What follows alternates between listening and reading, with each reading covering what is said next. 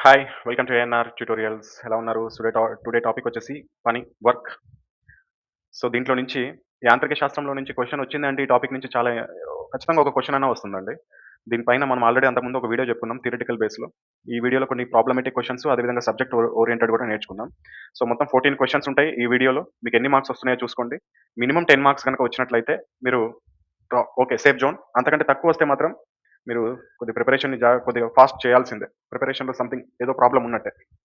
So, first పని అంటే ఏంటి అంటే సపోజ్‌కి ఇక్కడ ఒక రాయి ఉందనుకుందాం. ఫస్ట్ కాన్సెప్ట్ నేర్చుకుందాం. మీకు ఈ కాన్సెప్ట్ ఒక్కటి నేర్చుకుంటే ఈ 14 క్వెషన్‌లకి 14 క్వెషన్‌లు ఆన్సర్ చేయగలుగుతారు. ఫస్ట్ ఇక్కడ ఒక రాయి ఉంది. ఈ రాయి జరగాలంటే ఒక దగ్గర ఉంది. ఇలా ఉందనుకుందాం. ఒక ఫ్లాట్ సర్ఫేస్ పైన ఉందనుకుందాం. దీన్ని జరపాలి. జరపాలంటే ఏం చేయాలి? పని చేయాలి. అంతే కదా! దానిపైన ఏదో ఒక పని చేయాలి. సో, పని ఈజ్ ఈక్వల్ టు సో, ఆ పని జరగాలంటే ఏం కావాలి? దీన్ని జరపాలి. జరపాలంటే మనము ఒక చిన్న రాయి అయితే ఏలుతో దోస్తాం. కొద్ది పెద్దదైతే చేత్తో దోస్తాం. ఇంకా పెద్దదైతే మొత్తం బాడీలో ఉన్న బలాన్నంతా ఉపయోగించి తోయడానికి ప్రయత్నిస్తాం. అంటే దీనిపైన ఏం ఏం ఏం మనము అప్లై చేస్తున్నాం? బలాన్ని అప్లై చేస్తున్నాం. బలం. సో, ఈ బలం అప్లై చేయడం వల్ల ఇదేమవుతుంది? జరుగుతది. ఈ రాయి ఇక్కడి నుంచి ఇక్కడ దాకా వచ్చిందనుకుందాం. సో, దీన్నేమంటాం మనము? డిస్‌ప్లేస్‌మెంట్, స్థానభ్రంశం అంటాం. సో, బలము, స్థానభ్రంశం, స్థానభ్రంశం. వీటి మధ్య లబ్దాన్నే పని అంటాం. ఓకేనా? సో, ఇప్పుడు చూడండి పనికి ఫార్ములా ఏంటి? పని ఈజ్ ఈక్వల్ టు బలం ఇంటూ స్థానభ్రంశం. ఒకవేళ కోణం గూడా ఇన్వాల్వ్ అవుతది ఒక్కోసారి. సో, చూడండి మీరేం చేస్తారు? ఈ రాయిని మీ చేత్తో ఇటువైపు తోస్తున్నారు. ఓకేనా? ఈ రాయి గూడా ఇటే వైపు కదిలింది. సో, అప్పుడు కోణం ఎంతుంది చూడండి. మీరు బలం ప్రయోగించిన దిశ ఇదే. ఆ రాయి కదిలిన దిశ గూడా ఇదే. సో, వీటి మధ్య కోణం ఎంత? 0 డిగ్రీస్. అంతేనా? అంటే బలము మరియు స్థానభ్రంశానికి మధ్య కోణము 0 డిగ్రీస్ అయితే ఆ పని జరిగినట్టు. అంటే ఆ రాయి సైడ్‌కి జరిగింది. ఒకవేళ మీరు బలము ప్రయోగించారు ఈ రాయి పైన ఈ విధంగా. కానీ ఆ రాయి జరగలేదు. అలాగే ఉంది భూమి పైన అతుక్కుపోయింది. అతుక్కుపోయిందంటే ఆ రాయి బలం ఎలా వైపుకి కింద వైపు ప్రయాణిస్తుంది. మీరు బలం ఈ విధంగా ఫోర్స్ చేసినా గాని, ఆ రాయి కదలకుండా అలాగే ఉంది. అంటే మీ బలం సరిపోలేదనుకుందాం. అప్పుడు ఆ రాయి అక్కడే ఉంది. అప్పుడు ఆ రాయి బలం ఎటువైపు పనిచేస్తుంది? భూమి వైపు, కింద వైపు పనిచేస్తుంది. అంటే ఈ బలానికి అదే విధంగా ఏదైతే స్థానభ్రంశం జరగలేదో, ఆ దానికి మధ్య కోణం ఎంత? 90 డిగ్రీస్ ఉంది. సో, ఇప్పుడు చెప్పండి బలానికి, స్థానభ్రంశానికి మధ్య కోణము 0 డిగ్రీస్ ఉంటే పని జరిగినట్లు. ఎందుకు? అది మూవ్‌మెంట్ అయితది. జరుగుతది గాబట్టి. అదే బలము మరియు స్థానభ్రంశానికి మధ్య కోణము 90 డిగ్రీలు ఉన్నట్లయితే పని జరగనట్టు. అక్కడ జరిగిన పని శూన్యం అని అర్థం. సో, అప్పుడు కోణం గూడా ఇన్వాల్వ్ అవుతది గాబట్టి మనం ఏం చేస్తామంటే బలము ఇంటూ స్థానభ్రంశము ఇంటూ కాస్ టీటా. ఇది యాక్చువల్ ఫార్ములా. ఒకవేళ కోణం ఉంటే అప్పుడు కాస్ టీటా వేసుకోండి. ఒకవేళ మీకు ఇచ్చిన క్వెషన్స్‌లో కోణం గురించి డిస్కస్ చేయకపోతే జస్ట్ బలం ఇంటూ స్థానభ్రంశం ఈ ఫార్ములా యూజ్ చేసి పని కనుక్కోవచ్చు. సపోజ్‌కి టీటా ప్లేస్‌లో 0 పెట్టామనుకోండి. కాస్ టీటా వాల్యూ ఎంత? కాస్ 0 వాల్యూ ఎంత? 1. సో, అప్పుడు బలం ఇంటూ స్థానభ్రంశం ఎంత అంటే అంతే జరుగుతుంది. అది టీటా ప్లేస్‌లో 90 పెట్టామనుకోండి. కాస్ 90 ఎంత? 0.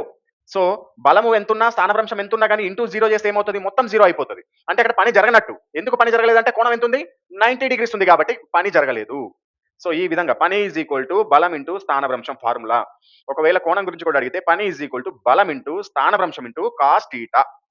సో, ఇక్కడ వరకు సబ్జెక్ట్ అర్థమైందా? ఇప్పుడు క్వెషన్స్ చేద్దాం. ఫాస్ట్‌గా చేసేద్దాం. మీరుకి ఈజీగా అర్థమవుతది. అందుకని నేను ఎప్పుడు అంటే సబ్జెక్ట్‌ని అర్థం చేసుకొని చదివితే మీరు 100% సక్సెస్ అవుతారు. క్వెషన్ ఎంత తిప్పైనా ఇవ్వండి. ప్రతి క్వెషన్ దీనికి సంబంధించిందే ఉంటది. సో, ఇప్పుడు చూడండి 25 న్యూటన్ల బలము ఒక వస్తువుపై పనిచేసింది. ఇందాక చెప్పుకున్నాం ఒక రాయి ఉంది. దీనిపైన బలం పనిచేసిందంట. ఎంత? 25 న్యూటన్స్. అయితే ఆ వస్తువు బల దిశలో 5 మీటర్లు జరిగింది. సో, ఇది ఇక్కడి నుంచి ఇక్కడ దాకా వచ్చింది. ఎంత దూరం జరిగింది? 5 మీటర్స్. అయితే పనిని లెక్కించండి అన్నాడు. పని అంటే ఏంది formula? Work is equal to ఇందాక చెప్పుకున్నాం బలం ఇంటూ స్థానభ్రంశం. Force into displacement. ఫోర్స్ ఎంత? 25 న్యూటన్లు 25 ఇంటూ డిస్‌ప్లేస్‌మెంట్ ఎంత? 5 మీటర్లు 25. 25 ఎంత? 125. అన్ని 125 ఉంది. మరి పనికి ప్రమాణాలేంటి? జౌల్స్. So, 125 joules. జౌల్స్ ఎక్కడుంది? ఇక్కడుంది. సో, కరెక్ట్ ఆన్సర్ ఏంటి? ఆప్షన్ 3 అనేది కరెక్ట్ ఆన్సర్. 125 జౌల్స్ అనేది రైట్ ఆన్సర్ అవుతుంది. రైల్వే ఉద్యోగమే లక్ష్యంగా పెట్టుకొని ప్రిపేర్ అవుతున్న విద్యార్థులందరి కోసము ఏఎన్ఆర్ పబ్లికేషన్ నుంచి ఎక్స్ట్రార్డినరీ బుక్స్ అందుబాటులో ఉన్నాయి. 2024, 2025, 2026లో జరిగిన రైల్వే పరీక్షలలో అత్యధిక మార్కులు ఈ పుస్తకాల నుండే రావడం జరిగింది. తెలుగు మీడియం వారికి 6 బుక్స్ అందుబాటులో ఉన్నాయి. Maths Telugu, reasoning Telugu, science theory Telugu, science big bang Telugu, GK Telugu, basic science and engineering Telugu. English medium వారికి 3 పుస్తకాలు అందుబాటులో ఉన్నాయి. Maths English, reasoning English, science big bang English. ఈ పుస్తకాల యొక్క ఫ్రీ హోమ్ డెలివరీ కొరకు స్క్రీన్ పైన చూపిస్తున్న నెంబర్కి వాట్సాప్లో హాయ్ అని మెసేజ్ చేసినట్లయితే మీరు డీటెయిల్స్ పొందగలుగుతారు. లేదా కింద డిస్క్రిప్షన్ బాక్స్లో ఇచ్చిన బుక్స్ యొక్క రివ్యూ వీడియో చూడడం ద్వారా మీరు ఇతర వివరాలు కూడా తెలుసుకోగలుగుతారు. Next question. ఒక వ్యక్తి గోడను నెట్టినా దానిని కదలించకపోయినట్లయితే అంటే స్థానభ్రంశం జరగకపోతే అప్పుడు జరిగిన పని ఎంత అన్నాడు. ఇందాకే చెప్పుకున్నాం. ఒక రాయి ఉంది, బలం ప్రయోగించినాం, కానీ ఆ రాయి జరగలేదు. అక్కడే నిశ్చలంగా ఉండిపోయింది. అంటే కోణం ఎంత? 90 డిగ్రీస్ అయింది. సో అప్పుడు జరిగిన పని మొత్తం ఫార్ములా ఏంటి? W is equal to work is equal to force into displacement into cos theta. అది అక్కడే ఉంది, జరగలేదు. సో అంటే టీటా ఎంత? 90 డిగ్రీస్. అదే డిస్ప్లేస్మెంట్ కూడా ఎంత? స్థానభ్రంశం జరిగిందా? జరగలేదు. ఇది కూడా zero. So F into zero into zero ఎంత బలమన్న ప్రయోగించు, దాదాపు ఒక 1000 న్యూటన్లు ప్రయోగించు, కానీ డిస్ప్లేస్మెంట్ జరగలేదు, సున్నా ఉంది. కోణం కూడా 90 డిగ్రీస్ ఉంది, అక్కడే ఉండిపోయింది. కాబట్టి ఇది మొత్తం ఏమైపోతుంది? సున్నా అయిపోతుంది. సో ఇప్పుడు కరెక్ట్ ఆన్సర్ ఏంటి? ఆప్షన్ 2కి పని జరగలేదు. పని జరగలేదంటే సున్నా అనే అర్థం. So correct answer option 4. Next, ఒక వ్యక్తి 12 న్యూటన్ల స్థిర బలంతో ఒక వస్తువును 4 మీటర్లు కదిలించినట్లయితే జరిగిన పని ఎంత? ఇది మీరు ఈజీగా చేయొచ్చు. ఇందాక చెప్పుకున్నాం, W is equal to force into displacement. Force ఎంత? 12 న్యూటన్లు. డిస్ప్లేస్మెంట్ ఎంత? 4. 12 ఇంటూ 4 ఎంత? 48. వర్క్ కి ప్రమాణాలు ఏంటి? జౌల్స్. 48 జౌల్స్ ఎక్కడ ఉంది? ఇక్కడ ఉంది. సో కరెక్ట్ ఆన్సర్ ఏంటి? ఆప్షన్ 3. 4th క్వశ్చన్, ఒక వస్తువుపై జరిగిన పని క్రింది వాటిలో దేనిపై ఆధారపడదు అన్నాడు. ఆధారపడుతుంది అంటలేదు, దేనిపైన ఆధారపడదు అంటున్నాడు. ఒక వస్తువు యొక్క తొలి వేగం పైన ఆధారపడుతుందా పడదా? మీకు ఇందాక చెప్పిన నేను బేసిక్స్ చెప్పాను మీకు. ఒక రాయిని బలం ప్రయోగిస్తే ఆ బల దిశ అవన్నీ చెప్పాను. దాంట్లో ఎక్కడన్నా తొలి వేగం గురించి వచ్చిందా? సో కాబట్టి ఇది కాదు, అంటే దీనిపైన ఆధారపడదు. మరి స్థానభ్రంశం పైన ఆధారపడుతుందా జరిగిన పని? ఎందుకు? ఫార్ములానే అది, W is equal to F into D, displacement బలం ఇంటూ స్థానభ్రంశం. మరి దీనిపైన ఆధారపడుతుంది కదా, దీనిపైన ఆధారపడుతుంది. బలము మరియు స్థానభ్రంశం మధ్య కోణం పైన ఆధారపడుతుందా? మీకు చెప్పాను దీని ఫార్ములా కాస్ టీటా అని. ఈ కోణం పైన కూడా ఆధారపడుతుంది. ప్రయోగించిన బలం పైన ఆధారపడుతుందా? ఇదిగోండి ఇక్కడ ఎఫ్ ఉంది, ఫోర్స్, అంటే దీని మూడింటి పైన ఆధారపడుతుంది. మరి ఆధారపడని దేనిపైన? వస్తువు యొక్క తొలి వేగం పైన ఆధారపడదు. సో కరెక్ట్ ఆన్సర్ ఏంటి? ఆప్షన్ 1. నెక్స్ట్ 5th, బలము మరియు స్థానభ్రంశంలో లబ్ధాన్ని ఏమంటారు? ఇప్పటిదాకా చెప్పింది అదే. సింపుల్ క్వశ్చన్స్, ఒక్కొక్కటి చూడడానికి వేరుగా అనిపిస్తుంది కానీ అంత సబ్జెక్ట్ అదే. బలము అంటే ఎఫ్, ఫోర్స్. స్థానభ్రంశము అంటే ఎంత? డి. ఈ రెండింటి యొక్క లబ్ధాన్ని ఏమంటాం మనము? వర్క్, పని అంటాము. సో ఇక్కడ ఉంది ఆన్సర్, ఇక్కడ ఉంది. సో కరెక్ట్ ఆన్సర్ ఏంటి? ఆప్షన్ 3. 6th క్వశ్చన్, ఒక వస్తువుపై బలం ప్రయోగించినప్పుడు అది బల దిశలో కదిలితే ఆ బలం మరియు స్థానభ్రంశం మధ్య ఫలితాన్ని ఏమని అంటారు? ఇందాక చెప్పుకున్నాం, ఒక రాయి, సపోజ్ ఒక వస్తువుపై బలం ప్రయోగించడం, ఇగో ఈ విధంగా బలం ప్రయోగించడం, అది బల దిశలోనే కదిలితే, అంటే ఈ దిశలో ప్రయోగించినాం కాబట్టి ఇదే దిశలో కదిలింది, ఇక్కడ దాకా కదిలింది. అయితే ఆ బలము మరియు స్థానభ్రంశం యొక్క ఫలితాన్ని, ఈ ప్రయోగించిన బలము మరియు డిస్ప్లేస్మెంట్, ఈ రెండింటి యొక్క ఫలితాన్ని ఏమని అంటాము? పనే అంటాము. W is equal force into displacement. ఇంతే. సేమ్ అదే ఫార్ములాకి సంబంధించి క్వశ్చన్ తిప్పి తిప్పి అడుగుతున్నాడు అంతే.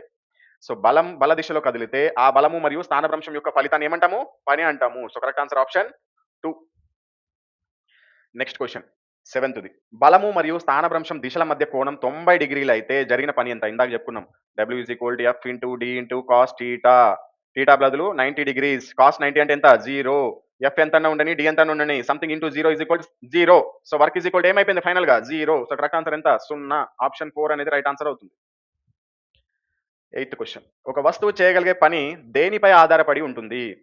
పని అనేది దేనిపైన ఆధారపడి ఉంటుందంట. సో ఇది ఆల్రెడీ గతంలోనే చెప్పుకున్నాం మనం. దేనిపైన ఆధారపడుతుంది? ఒక వస్తువు చేయగలిగే పని దేనిపైన ఆధారపడి ఉంటుంది? ఒక వస్తువు ఉంది, సపోజ్ నీ చెయ్యే ఉందనుకుందాం. సో నీ చెయ్యి కాదు, లేకపోతే ఒక సంథింగ్ ఏదన్నా అనుకోండి, మీ చేతిలో ఉన్న ఒక కర్ర అనుకోండి, లేకపోతే ఏదన్నా అనుకోండి. ఒక వస్తువు చేయగలిగే పని దేనిపైన ఆధారపడి ఉంటుందంటే అది దాని యొక్క శక్తి మరియు స్థితి పైన ఆధారపడి ఉంటుంది. సో దేనిపైన ఆధారపడి ఉంటుంది? ఒక వస్తువు పని చేయగలగడం అనేది దేనిపైన ఆధారపడుతుంది? పని చేయగలిగే సామర్థ్యాన్ని ఏమంటాము? శక్తి, ఎనర్జీ అంటాము. కాబట్టి వస్తువు స్థితి ప్లస్ శక్తిపై ఆధారపడి ఉంటుంది. స్థితి ప్లస్ శక్తి.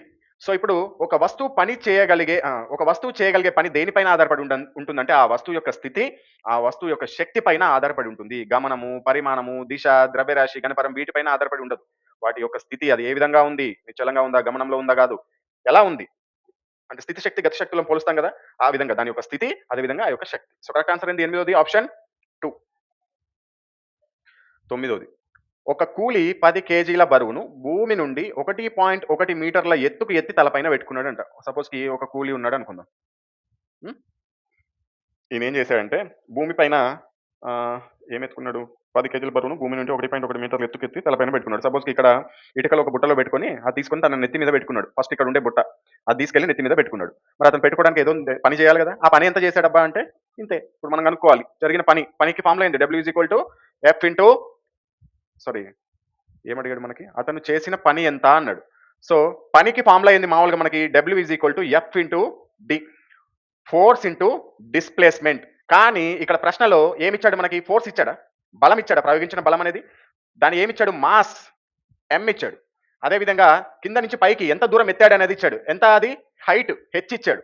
సో కింద గ్రావిటేషన్ ఫోర్స్ అనేది ఆధారపడి ఉంటుంది. అంటే మనకి జీ వాల్యూ కూడా తెలుసు. భూమిపైన గ్రావిటేషన్ ఎంత మనకి? G is equal to 9.8. కానీ ఇక్కడ ఖచ్చితంగా 9.8 ఇవ్వలేదు కాబట్టి మనం 10 కూడా అనుకోవచ్చు. సో ఎం, జీ, హెచ్ ఇచ్చి పని గురించి కనుక్కోమంటే ఫార్ములా ఏంటి మనకి? జరిగిన వర్క్ పని is equal to M into G into H. అర్థమైందా? సో ఇప్పుడు చెప్పండి, వర్క్‌కి ఇంకొక రకమైన ఫార్ములా ఏంటి? ఎప్పుడు మాస్, హైట్, గ్రావిటేషన్ ఇచ్చినప్పుడు వర్క్‌కి ఫార్ములా ఏంటి? ఎం ఇంటూ జీ ఇంటూ హెచ్. ఎం ఎంత? 10. గ్రావిటేషన్ ఎంత? 10. హైట్ ఎంత? 1.1. 10 ఇంటూ 10 ఇంటూ 1.1 ఎంత? 110. పనికి ప్రమాణాలు ఏంది? జౌల్స్. 110 జౌల్స్. ఎక్కడుంది? ఇక్కడ ఉంది. సో కరెక్ట్ ఆన్సర్ ఏంటి? ఆప్షన్ 4. నెక్స్ట్ 10వ క్వెషన్. కదులుతున్న కారుకు వ్యతిరేక దిశలో గాలి వీస్తుంటే కారుపై గాలి చేసిన పని ఏ రకానికి చెందింది? కారు ఇలా పోతుంది సపోజ్‌కి అనుకుందాం. ఇది కారు బొమ్మ అనుకోండి. ఇటు వెళ్తుంది. కానీ దీనిపైన గాలి ఆపోజిట్‌లో వస్తుంది. ఈ విధంగా. సో, ఆ కారుపై గాలి చేసిన పని ఏ విధంగా ఉంది? కారు ఇటు వెళ్తుంటే గాలి ఆపోజిట్‌గా వెళ్తుంది. అంటే ఇటు ఏదైతే ఒక దిశలో ప్రయాణిస్తుందో కారు, దానికి వ్యతిరేక దిశలో ప్రయాణిస్తున్నప్పుడు పని ఎలా ఉంటుంది? రుణాత్మకంగా ఉంటుంది. అదే కారు వెళ్తున్న దిశలోనే గాలి గూడా వీస్తుంటే పని ఎలా ఉంటుంది? ధనాత్మకంగా ఉంటుంది. ఎందుకు? 2 వేగాలు కలుస్తాయి గాబట్టి. అదే ఆపోజిట్‌గా వెళ్తుంది గాబట్టి పని అనేది ఏ విధంగా జరుగుతుందప్పుడు? నెగెటివ్‌గా, రుణాత్మకంగా జరుగుతుంది. సో, కరెక్ట్ కరెక్ట్ ఆన్సర్ ఏంటి? ఆప్షన్ 1. 11వ క్వెషన్. 200 న్యూటన్ల బరువు ఉన్న ఒక అమ్మాయి 2 మీటర్ల ఎత్తు ఉన్న చెట్టు పైకి ఎక్కితే ఆమె చేసిన పని ఎంత? ఇక్కడ భారం ఇచ్చాడు. So work is equal to మనము ఫోర్స్ బలాన్ని కూడా దేంట్లో కొలుస్తాము? న్యూటన్‌లోనే కొలుస్తాము. సో అంటే ఇక్కడ ఫోర్స్ ఇచ్చినట్లే కదా! సో ఇప్పుడు work is equal to F into D ఈ ఫార్ములా యూజ్ చేయొచ్చా? ఎందుకు ఇక్కడ ఎత్తు ఇచ్చాడు మనకి 2 మీటర్ల ఎత్తు ఉన్న చెట్టు పైకి ఎక్కింది అన్నాడు. ఓకేనా? సో కానీ ఇక్కడ ఇచ్చింది ఏంది మనకి? ఆల్రెడీ బరువు ఇచ్చేసాడు. భారం ఇచ్చాడు ఫోర్స్ అనేది. సో మనకి ఎఫ్ ఎంత మనకి? 200 ఇంటూ హైట్ ఎత్తు అన్నా లేకపోతే దానికి ఆమె జరిగిన స్థానభ్రంశం అనుకోవచ్చు డిస్ప్లేస్మెంట్. ఎందుకంటే కింద ఉన్న ఆమె పైకి ఎక్కింది కాబట్టి. సో దీన్ని డి అని అనుకోవచ్చు, లేకపోతే హెచ్ అని కూడా అనుకోవచ్చు. So W is equal to F into D 200 into 2 ఎంత ఉంది? 400. ప్రమాణాలు ఏంటి పనికి? Joules. 400 joules. So correct answer ఏంటా? ఆప్షన్ 2. క్రింది వాటిలో అదిశ రాశి ఏది? అదిశ అంటే దిశ ఉండదు. ఎప్పుడు గాని గుర్తుపెట్టుకోండి, పనికి దిశ లేదు. పనికి దిశ లేదు. మిగతా వాటికి స్థానభ్రంశానికి దిశ ఉంటది. స్థానభ్రంశం అంటే ఏంది? ఇక్కడి నుంచి ఇక్కడికి మూవ్ అయింది. ఎటువైపు? తూర్పు వైపా? లేకపోతే పడమర వైపా? లేకపోతే అటా, ఇటా ఎటో ఒకటి అయింది. బలం కూడా పైకి ప్రయోగించబడిందా బలము? కిందకి ప్రయోగించబడిందా? లేకపోతే ఆపోజిట్‌లో ప్రయోగించబడిందా? ప్రేరణ కూడా అంతే దిశ ఉంటుంది. కానీ దేనికి లేదు? పనికి లేదు. సో క్రింది వాటిలో అదిశ రాశి స్కేలార్ యూనిట్ ఏది? పని. So correct answer option 1. Next 13. క్రింది వాటిలో పనికి సంబంధించి సరికాని లక్షణం ఏది? సరైంది అడగట్లేదు. సరికానిది అన్నాడు. పనికి దిశ ఉంటుందంట. పనికి ఒక నిర్దిష్ట దిశ ఉంటుందండి. ఇంతకు ముందు క్వెషన్‌లోనే చెప్పుకున్నాం. పనికి అసలు దిశే ఉండదని. సో కాబట్టి సరికానిది ఏది? ఇదే గదా! సో ఇది సరికాదు. అసలు ఫస్ట్ ఈ స్టేట్‌మెంట్ కరెక్టేనా? కాదు. పని జరగడానికి వస్తువుపై బలం ప్రయోగించాలి. ఈ స్టేట్‌మెంట్ రైటే. పనికి పరిమాణం మాత్రమే ఉంటుంది. ఈ స్టేట్‌మెంట్ రైటే. ఎందుకు? పరిమాణం మాత్రమే ఉంటుంది. దిశ ఉండదు. పనికి దిశ ఉండదు అన్నాడు. ఈ స్టేట్‌మెంట్ కూడా రైటే. మరి సరికానిది ఏది దీంట్లో? ఇది. సో కాబట్టి ఆప్షన్ 1 అనేది రైట్ ఆన్సర్ అవుతుంది. నెక్స్ట్ 14థ్ క్వెషన్. ఒక బస్సు 4000 న్యూటన్ల బలంతో నడుస్తుంది. జరిగిన పని 2000 జౌల్స్ అయితే ఆ బస్సు ప్రయాణించిన దూరం ఎంత? ఇప్పటివరకు పనిని కనుక్కోమన్నాడు. ఇక్కడ పని ఇచ్చేసి దాని దూరం డిస్టెన్స్ కనుక్కోమన్నాడు. సో ఇందాక మనకు సేమ్ ఫార్ములానే W is equal to F into D. డిని డిస్ప్లేస్మెంట్ అనుకోండి, లేకపోతే హెచ్ అనుకోవచ్చు, లేకపోతే డిస్టెన్స్ కూడా అనుకోవచ్చు. ఇచ్చిన దాన్ని బట్టి. ఓకేనా? సో ఇప్పుడు మనకి వర్క్ ఎంత? 2000 జౌల్స్. ఫోర్స్ ఎంత?